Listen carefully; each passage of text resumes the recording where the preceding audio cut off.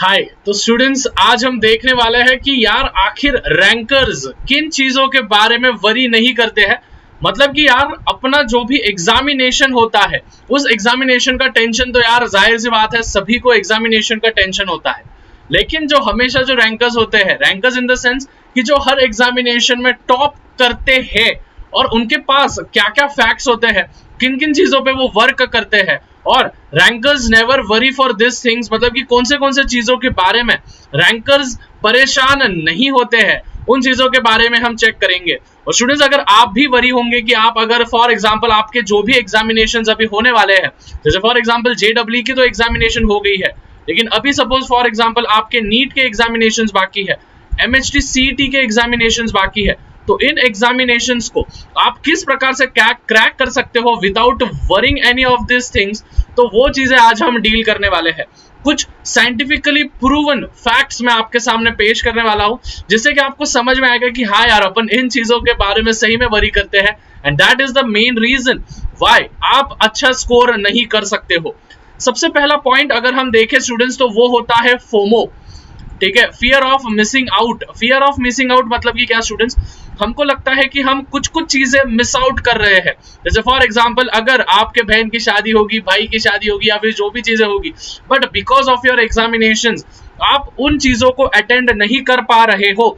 That is the reason why you are feeling the FOMO. FOMO मतलब कि fear of missing out, मतलब कि आपको लगता है कि यार वो चीज मेरे लिए बनी हुई थी, लेकिन मैं उस चीज को हासिल नहीं कर पाया, या फिर मैं उस चीज को अटेंड नहीं कर पाया, और फिर बाद में बैठ के उस चीज के बारे में आप रिग्रेट कर रहे हो। तो रैंकर्स ये चीजें नहीं करते हैं। रैंकर्स को कभी फोमो नहीं आता है कि मैं कुछ चीजें मिस कर रहा हूं, बल्कि वो एक स्ट्रेट फॉरवर्ड उनके पास रोड होता है, उनका एक प्रायोरिटी सेट किया जाता है। जी हाँ स्टूडेंट्स, प्रायोरिटी सेट करना ये बहुत ज्यादा नेसेसरी होता है।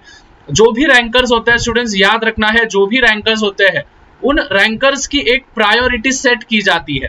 प्रायोरिटी इन द सेंस कि उनको पता होता है कि जो भी मेरे एग्जामिनेशंस है, जो भी नीट देना है, या फिर जो भी कॉम्पिटिटिव एग्जाम्स मुझे क्रैक करने हैं, उन कॉम्पिटिटिव एग्जाम्स के लिए वो पहले ही प्रायोरिटी सेट कर देते हैं कि मेरा एक साल के लिए जो भी प्रायोरिटी होगा, फॉर द 1 ईयर मेरा जो भी प्रायोरिटी होगा वो मेरे एग्जामिनेशंस होंगे। उसके बाद मैं जो होगा वो फैमिली या फिर जो भी फ्रेंड्स होंगे उनके लिए मैं टाइम दूंगा। तो स्टूडेंट्स, आपको भी कहीं ना कहीं कुछ चीजें सैक्रिफाइस करने पड़ेंगे in order to get out of the FOMO, in order to get out of your priority zone, या फिर कंफर्ट जोन हम जिसको बोलते हैं। यहाँ पे ही जो आपका आता है विच इज कंफर्ट जोन, यहाँ पे ही आपका आता है, जिससे कि आप इन चीजों को क्रैक नहीं कर पाते हो। अभी स्टूडेंट सपोज फॉर एग्जांपल कोई एक बच्चा होगा, मैं आपको एक एग्जांपल देता हूँ, कोई एक बच्चा होगा जो पूरे साल भर 12-12 घंटे 10-10 घंटे पढ़ाई कर रहा होगा, लेकिन उसको अगर इन सभी चीजों के बारे में इनसिक्योरिटी होगी, और कोई एक बच्चा होगा जो कि बस 5 घंटे ही दिन में के पढ़ाई कर रहा है, बट स्टिल उसका ये वाला जो सेकंड वाला जो बी वाला बच्चा है, वो बी वाला बच्चा उन चीजों को क्रैक कर देगा। क्यों करेगा क्रैक? क्योंकि स्टूडेंट्स उनको फियर ऑफ मिसिंग आउट नहीं है, उनकी प्रायोरिटी सेट होती है कि भाई मैं कंटिन्यू तो करूंगा, बट कंटिन्यू मेरा 5 घंटा हर महीने हर दिन में 5-5 घंटे में देने वाला हूं। अगर हम इस व्यक्ति की बात करें जो कि ए वाला व्यक्ति है, वो व्यक्ति क्या करेगा, एक दिन भाई हफ्ते में से एक दिन 10 घंटा पढ़ाई कर लेगा, और बाद में बोलेगा कि भाई मैंने तो अभी 10 घंटा पढ़ लिया, मतलब हर दिन का अगर मैं 5 घंटे हफ्ते में से पढ़ाई करता हूँ तो हर दिन का मैंने 2-2 घंटे पढ़ाई कर लिया है। दैट मीन्स मुझे अभी बस 3-3 4-4 घंटे ही पढ़ाई करने हैं, मतलब कि उसकी यहाँ पे कंसिस्टेंसी पूरी की पूरी लैक होती है। तो स्टूडेंट्स, ये बहुत ही ज्यादा इंपॉर्टेंट चीज है। अगर आपको भी कहीं ना कहीं लगता है फोमो, मतलब कि आपको भी कहीं ना कहीं लगता है कि मैं कुछ चीजें मिस आउट कर रहा हूँ, मेरे फ्रेंड्स के साथ चिल करना मिस आउट कर रहा हूँ, या फिर मैं जो भी फैमिली फंक्शंस है वो फैमिली फंक्शंस मिस आउट कर रहा हूँ, तो जाहिर सी बात है स्टूडेंट्स, आपकी प्रायोरिटी अभी तक सेट नहीं है, और आप अभी उस माइंडसेट में भी नहीं हो कि आप ये जो बड़े बड़े जो नेशनल लेवल के जो एग्जामिनेशंस है वो एग्जामिनेशंस आप क्रैक कर पाओ। तो ये चीजें हमेशा ध्यान में रखनी है। उसके बाद स्टूडेंट्स, और एक जो सबसे महत्वपूर्ण जो वरी होता है कि क्या मेरा रैंक लगेगा, या फिर जो भी मेरा ड्रीम कॉलेज है, क्या मेरा वो ड्रीम कॉलेज मेरे को हासिल होगा। तो स्टूडेंट्स, इसके बारे में मैं बस एक ही चीज बोलूंगा स्टूडेंट्स कि भाई बस कर्म करते जाओ, फल की चिंता ना करो। मतलब कि स्टूडेंट्स, आपका जो अभी फर्स्ट एंड फॉरमोस्ट ड्यूटी है वो है आपकी स्टडी। अगर आप स्टडी अच्छे से करोगे तो जाहिर सी बात है आपका प्रोसेस अच्छा होगा, आपका इंटरमीडिएट स्टेप अच्छा होगा और जाहिर सी बात है आपका रैंक भी आ जाएगा। अगर आप ये सोचते बैठे हो कि नहीं यार इस साल जो भी है 20 लाख से ज्यादा बच्चे ये पर्टिकुलर एग्जाम में बैठे हैं, 8 लाख से ज्यादा बच्चे ये पर्टिकुलर एग्जाम में बैठे हैं, तो जाहिर सी बात है आप कंपटीशन को फील करोगे। देखो स्टूडेंट्स, कंपटीशन को फील करने के भी दो तरीके होते हैं। एक होता है बैड कंपटीशन और एक होता है गुड कंपटीशन। ठीक है, बैड कंपटीशन मतलब कि क्या, जो कि आपको बता रहा है कि आप कुछ भी काम के नहीं हो। और गुड कंपटीशन ये होता है कि जो कोई आपको बताता है कि नहीं भाई इतने सारे बच्चे हैं, दैट मीन्स मेरा एक एक घंटा, एक एक मिनट, आधा आधा घंटा मेरा बहुत ज्यादा इंपॉर्टेंट है। तो अगर आप इन टाइम के बच्चे में आते हो तो जाहिर सी बात है आपसे एग्जामिनेशन क्रैक नहीं होने वाली। लेकिन आप कंपटीशन को अगर एक अच्छे नजरिए से देखते हो तो जाहिर सी बात है आप उन चीजों को क्रैक करने वाले हो। जैसे कि स्टूडेंट्स, हम सभी को पता है कि जो भी नेशनल लेवल के जो भी एग्जामिनेशंस है उसमें मेजॉरिटी ऑफ द स्टूडेंट्स बैठते हैं 20 लाख, 10 लाख, 15 लाख, ये तो बस मतलब कि अभी क्या बोलना तुमको, इसमें से बस 0.01% ही बच्चे जो होते हैं जो कि सिलेक्ट होते हैं। और ये बच्चे ये नहीं देखते हैं कि मेरा कोचिंग कैसा है, ठीक है, या फिर मैं किस टीचर से पढ़ रहा हूँ। एट द सेम टाइम ये नहीं देखते कि मेरा फाइनेंशियल मतलब कि मेरा घर का कंडीशन कैसा है, राइट।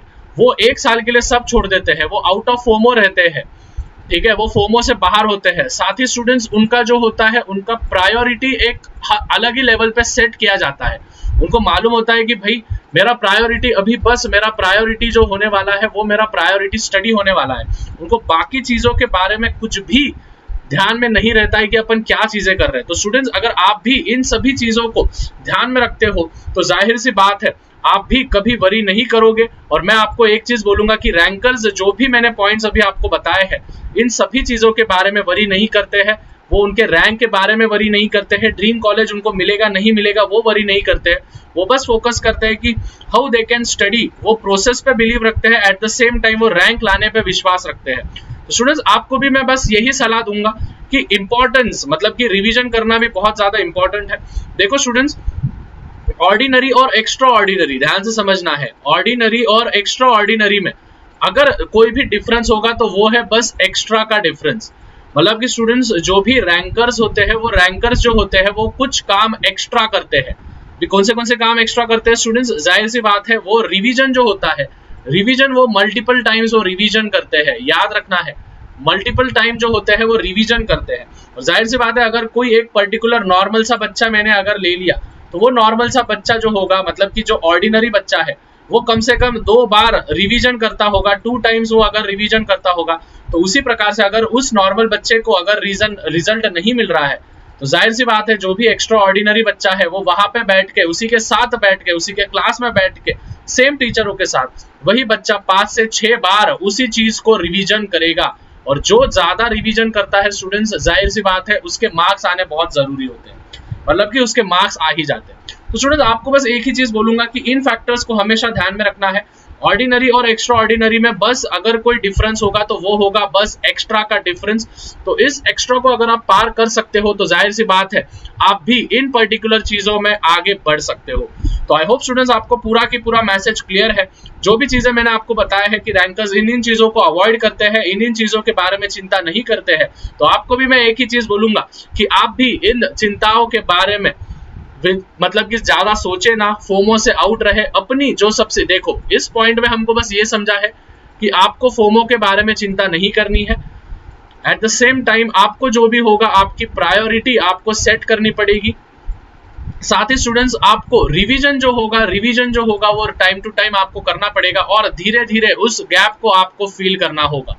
इन पॉइंट्स को अगर आपने ध्यान में रख लिया स्टूडेंट्स तो आप कोई भी एग्जामिनेशंस आराम से क्रैक कर सकते हो।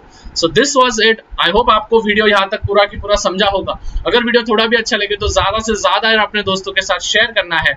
मिलते हैं स्टूडेंट्स अगले वीडियो में। Till then take care, bye everyone and yes फोड़ना है। Bye everyone.